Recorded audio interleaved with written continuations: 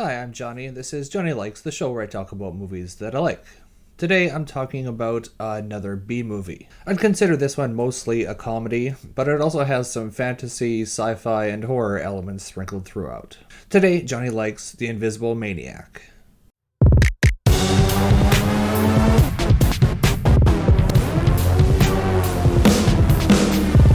You tell him, Johnny! You tell the world!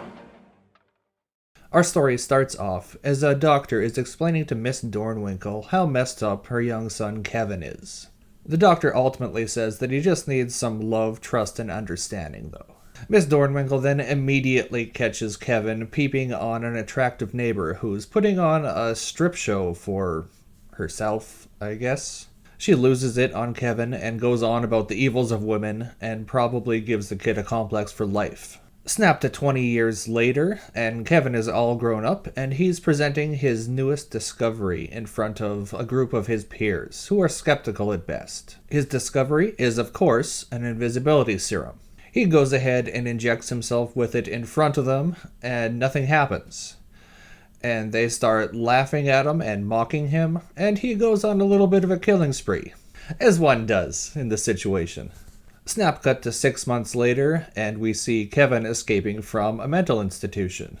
Snap cut to 2 weeks later, and we see Kevin is being hired on as a physics teacher at a local high school for summer classes. He didn't change his name or anything, they were just that desperate for a teacher, I guess. The teens in the class take an immediate dislike to Dornwinkle, and decide to make his time there a living hell. Through the most innocent pranks in the whole world.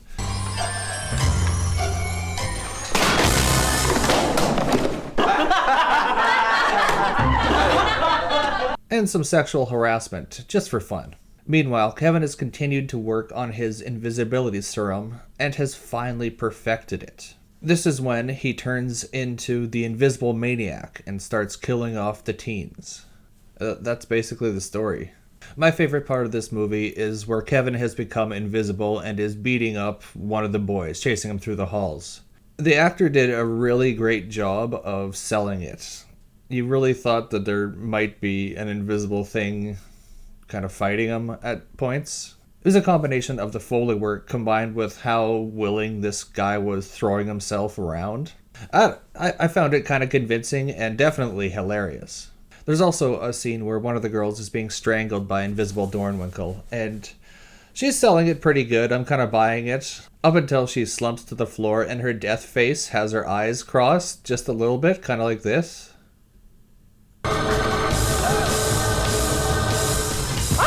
It took it over the top into comedy gold for me. I'm pretty sure it was supposed to be funny, but you never know. It's worth watching the movie for those couple scenes alone. The acting, dialogue, and plot are otherwise mostly pretty awful.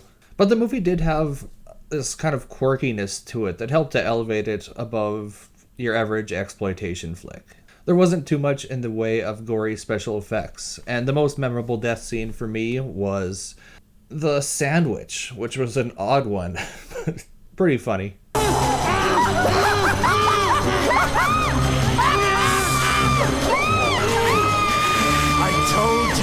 Don't call me Doom. For the gore from the couple busted heads that we do see, it looks like they used maybe pumpkin guts combined with strawberry jam. The money did not go into the FX in this movie. The budget went into making sure that all the female actors were paid enough to take their clothes off, because boy do they. Basically, the only female character we don't see nude is Miss Dornwinkle.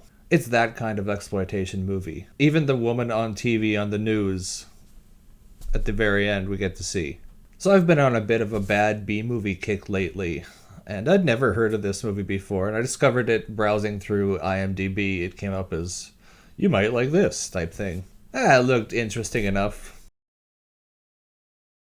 Now, while I can't recommend it as a good movie, I think it holds up pretty well as a good bad movie. It's campy as all hell and has a few memorable and odd scenes.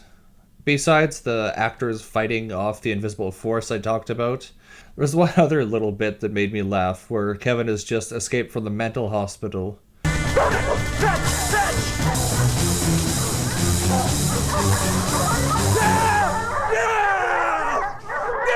It's just an odd little thing that made me laugh. So I'm going to rate this a 3 out of 5, and that's being fairly generous. It's mostly because I like the odd tone of the film, and the few scenes of the actors fighting off the Invisible Man. Pretty funny. But apart from that, there wasn't anything really memorable or special about the movie.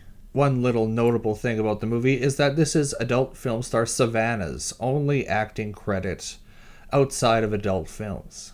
So, the more you know. So what do you guys think of Invisible Maniac? You ever heard of it? Ever seen it?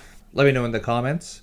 And while you're here, you may as well like and subscribe. It is quick, free, and relatively painless. Plus it really helps me out. Thanks for watching me talk about movies for a little while, and you can tune in next time to see what else Johnny likes.